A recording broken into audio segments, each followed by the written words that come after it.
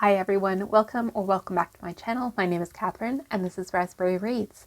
Today I wanted to do a different type of video, one that I've not done before, and I haven't really seen anybody else do it, although I'm sure it has been done on BookTube before. And that is to share the books that will not defeat me, the books that I'm persevering with.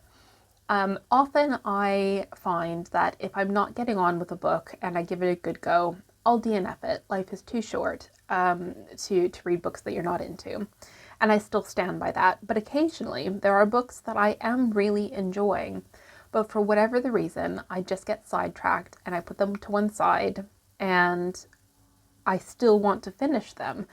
And sometimes I need to approach the completion in a more systematic way, I guess, and challenge myself to finish those books, get them off my list. And I know it will be a worthwhile and rewarding endeavor for me to do that. And so I wanted to share with you today 3 books that I will not be defeated by, that I am determined to read. And I've set myself the challenge to finish these 3 books by the end of June. And to do that, I'm going to have to read at least 10 pages a day of one of these 3 books. And that's at least 10 pages.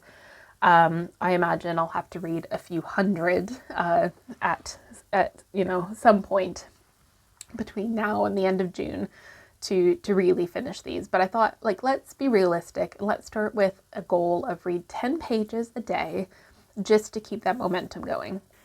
So without further ado, the first book that I will not be defeated by is the 3rd in the ACOTAR series. This is A Court of Frost and Starlight. And I've been reading all the ACOTAR books as ebooks, borrowed through Libby. And I really enjoyed the first, it's the 4th book. I was just thinking, I really enjoyed the first 3 books. Yes, this is the 4th book. And it's I think it's a bit meant to be like an in-between book, but in any case, I started reading A Court of Frost and Starlight just before Christmas, which was very fitting with the theme, but it seemed very, let's cram Christmas down your throat, and it would be really good marketing to get an ACOTAR book out around Christmas time, so let me just write something.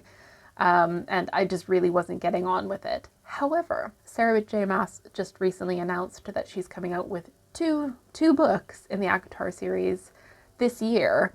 And so I am determined to get up to speed with ACOTAR before those books come out. And therefore, I need to keep going with Frost and Starlight. So that is currently on my holds list on Libby, and I think I've got 2 weeks to wait. I'm pretty sure I was only around 20% through it anyways.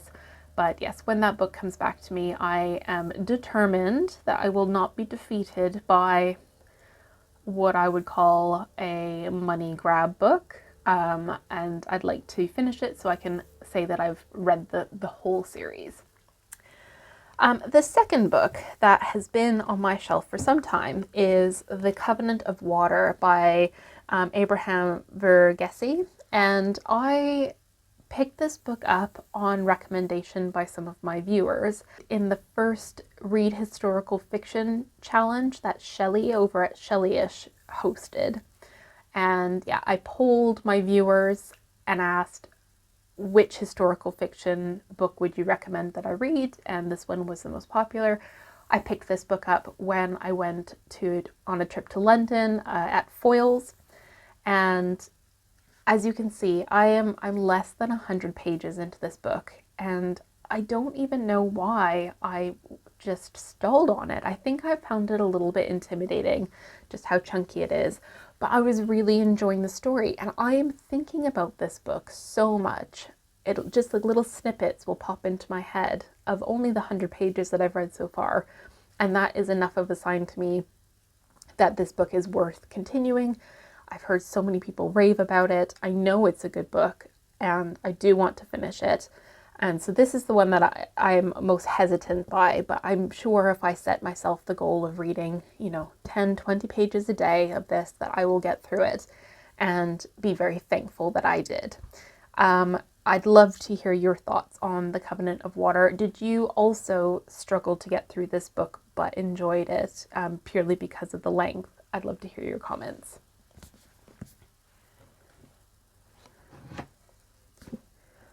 And then the third book that I wanted to include on this sort of challenge not to be defeated list is The Book Thief by Markus Zusak, which I've spoken about several times on my channel. I am not quite halfway through this book, so I'm on page 250. So just under halfway through. I'm really enjoying this book. It just keeps getting put to one side, and I don't have a good reason for that. Maybe it's because I've been favoring reading ebooks and listening to audiobooks. That could be the case, but I feel sad for this book that I keep it downstairs near the sofa, and I keep looking at it, and then I tend to not reach for it. I reach for other books, whether they're electronic or physical books. And so that's why I wanted to include The Book Thief on this challenge video, because I really want to finish this book this year. I know I can finish it, and I know I will enjoy my reading experience with it because I have so far. So those were the 3 books that I've set a challenge for myself to finish by the end of June. I'm not going to be defeated by them. This is sort of just a little short video holding myself accountable to start what I finished for 3 books that I have deemed not to be a waste of time to complete them.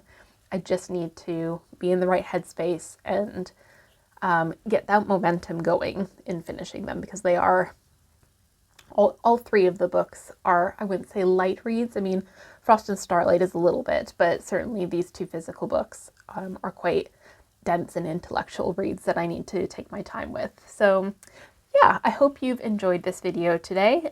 Let me know if you've ever done something similar, sort of set yourself a challenge to complete some of the half-finished books on your TBR. And when I finish these, because I know I will include them in a wrap-up video. But I hope you're all doing well. I hope you're enjoying whatever it is you're reading, and I'll see you soon in a new video. Take care. Bye.